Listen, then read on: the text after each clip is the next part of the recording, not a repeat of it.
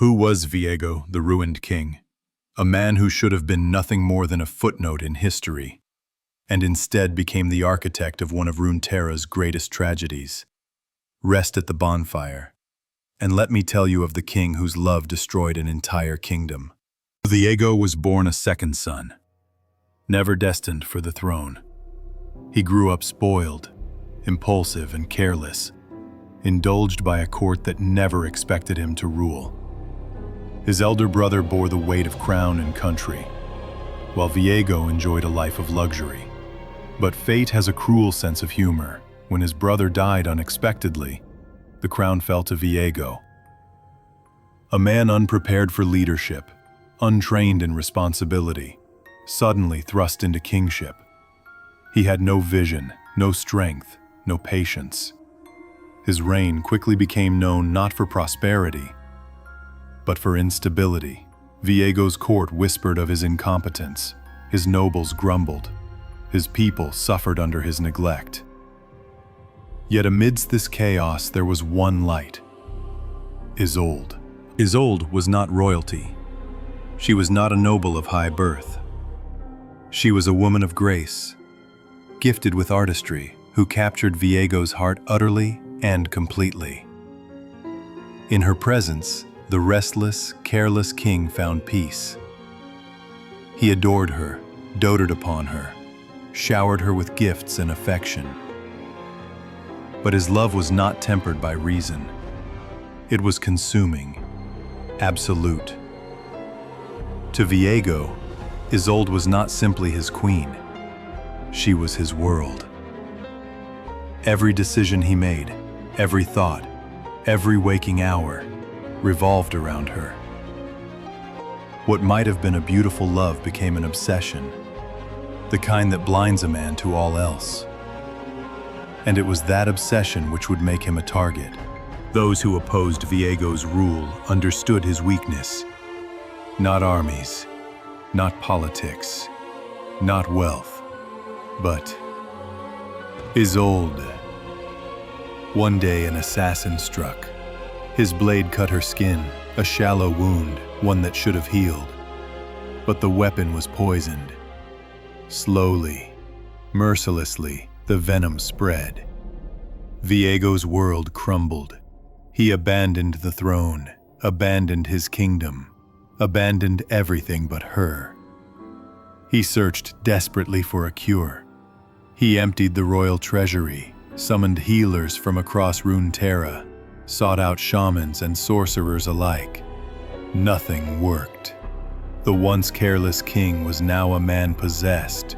Court records tell of him sitting by her bedside for days without rest, clinging to her hand, whispering promises of salvation. But death does not bargain. And when Isolde slipped away, so too did Viego's sanity. But grief makes men do desperate things. Viego heard whispers of a land across the sea, the Blessed Isles, a place of unimaginable beauty where the very air was filled with shimmering light, and where magic unlike any other flowed. At the heart of this paradise lay the waters of life, said to cure any ailment, even to restore life itself. With Isolde's lifeless body cradled in his arms, Viego sailed to the Isles. The guardians warned him. Life and death are sacred, not to be tampered with. But he was deaf to their words.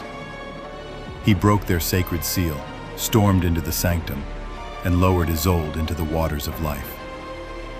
For a moment, it seemed as though his prayers were answered. Her body stirred, her eyes opened. But what rose was not the queen he loved. The waters had not restored life. They had created something else, something broken, screaming in torment. In that instant, the magic of the Isles reacted violently.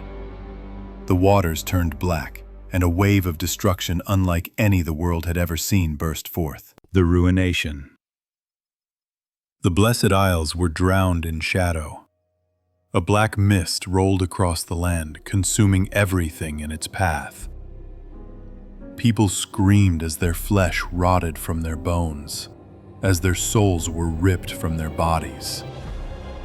Cities fell silent. Forests turned to ash. What was once paradise became a nightmare. The mist did not grant peace in death. It twisted its victims into wraiths, hollow, suffering, cursed to wander eternally. An entire civilization, one of the most beautiful and prosperous in Runeterra, was erased in moments. And at the center of it all stood Viego, obsessed, broken, clinging to the belief that Isolde could be restored, even as the Isles crumbled into ruin. He had destroyed the very thing he sought to save. The Blessed Isles became the Shadow Isles, a land where the sun never shines, where the black mist seeps endlessly into the world beyond. It corrupts forests, villages, even kingdoms. Few who encounter it escape unchanged. The Ruination also gave rise to other tragedies. Thresh, once a warden, used the chaos to seize power, becoming the cruel jailer of souls. Hecarim, commander of Viego's knights, betrayed his people and was twisted into an armored revenant. Callista, Viego's own general, loyal until the end, was cursed for her attempt to defy him. And Gwen, Isolde's doll, crafted with love, would one day awaken, carrying fragments of her mistress's soul. The Shadow Isles are not just a scar on the map. They are a scar on history, a constant reminder of what one man's obsession wrought. Viego himself did not die. He could not. The Ruination bound him to the black mist, neither living nor dead. His soul is chained to his grief, wandering endlessly in search of Isolde. Centuries have passed, and still he remains, the ruined king, a monarch without a crown, a husband without a wife, a man without peace. In every whisper of the mist, in every soul it devours, Viego's obsession lingers. His tragedy is not just that he lost her, it is that he cannot let go. And so long as his love festers into obsession, the world itself will never be safe from his ruin. Centuries passed, the Shadow Isles festered, and Viego remained, his broken soul bound to the black mist, endlessly searching for his lost queen. For ages he was a whisper, a nightmare told around campfires, but fate has a cruel way of ensuring that legends don't stay buried. The world beyond the Shadow Isles began to feel the mist spreading further than ever before. Entire villages were consumed. Kingdoms trembled. And at the heart of it all, Viego stirred once more. Guided by Thresh, who whispered lies into his mind, Viego was promised that Isolde could yet be restored. All he needed to do was gather the scattered fragments of her soul, pieces that had lingered across Runeterra since the Ruination. So the ruined king rose, and with him, the black mist poured across the world. But as darkness spreads, light always rises to meet it. The Sentinels of Light, an ancient order sworn to fight the mist, gathered once more. From the Isles of Bilgewater to the frozen lands of the Freljord, champions rose to face the ruined king. Senna, freed from the curse of the mist. Lucian, still driven by vengeance. Gwen, the doll Isolde once cherished, now alive, wielding the hallowed power of her mistress's soul. Even champions from distant corners of Runeterra, Vayne, Graves, Pike, and more, joined the battle. For this was not just a war for one nation, but for the entire world. Wherever the mist reached, death followed, and at the center of it all stood Viego, blind to everything but his obsession. He tore through armies, shattered kingdoms, all for the fragments of Isolde. Viego's campaign of ruins swept across Runeterra until he had finally gathered every fragment of Isolde's soul. In his mind, salvation was at hand.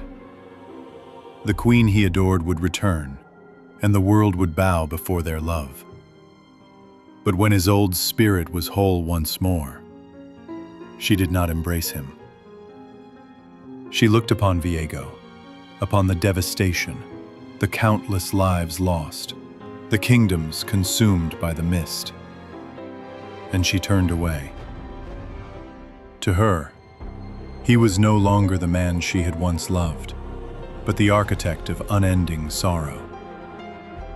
Still, Viego refused to accept the truth. He clung to her, desperate, demanding. And in that moment, the rogue sentinel Akshan acted. With the absolver, a weapon said to undo great wrongs, he fired a single shot. It struck Isolde's soul, severing her from Viego forever. Viego's strength was never in his armies or his power, but in his obsession. And when the last fragment of Isolde slipped from his grasp, he broke. His will shattered. The mist that bound him unraveled. And the ruined king, who had once nearly destroyed the world, simply collapsed.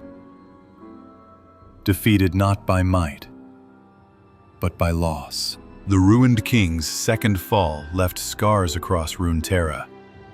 Kingdoms still remember the night the mist rolled in, blotting out the sun. Entire families were lost. Some lands will never recover. But perhaps the greater tragedy is this. Viego's story never needed to end in ruin. He was not destined to be a tyrant. He was not destined to be a monster. He was a man who loved too deeply, too blindly. A man who could not let go. And so his name is etched into history, not as a king, not as a husband, but as a warning. The ruined king, the man whose grief became the world's undoing. And so the tale of Viego ends, at least for now.